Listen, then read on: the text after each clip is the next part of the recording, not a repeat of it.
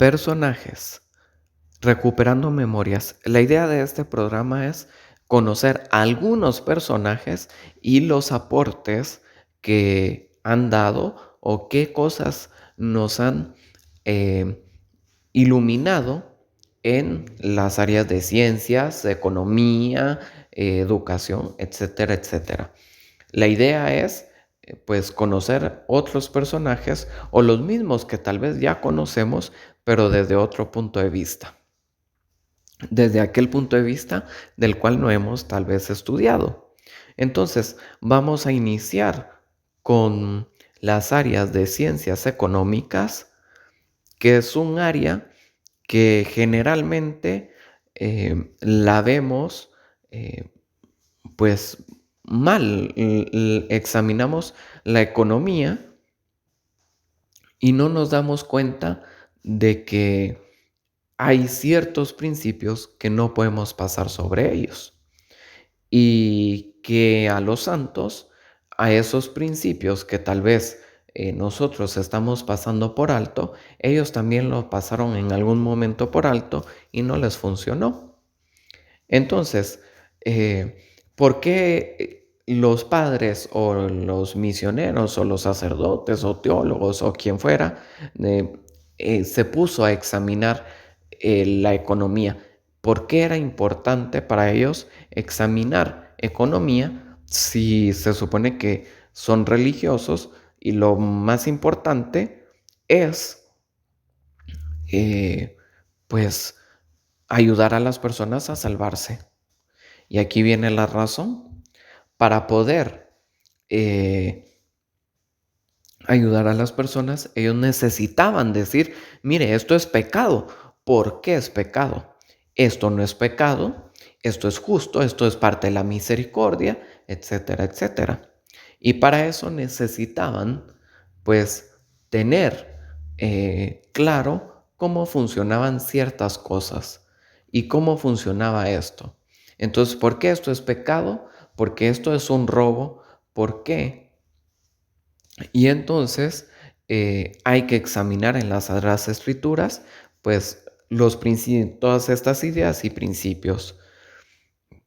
Algunos ni siquiera tocan el tema, se meten a las Sagradas Escrituras a tocar específicamente el tema, pero nos damos cuenta a la hora de que ellos hacen sus anotaciones que claramente hay una referencia a lo que ha sucedido en los textos bíblicos. Y cuando nosotros iniciamos, nos topamos con el libro del Génesis, que Adán y Eva han sido expulsados del paraíso por el pecado y que ellos tienen vida. Dios les ha concedido la vida de diferente manera, pero porque ya no tienen la vida como era antes del paraíso.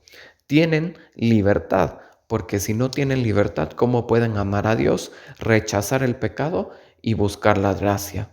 Y Dios quiere que seamos libres, porque sin libertad no podríamos elegir. Y por último, tienen la propiedad privada. Ellos salen con ropa y eso es propiedad. ¿Sí? No es, la propiedad de Adán no es compartida con Eva, porque la ropa de Eva no se le iba a poner a Adán y viceversa.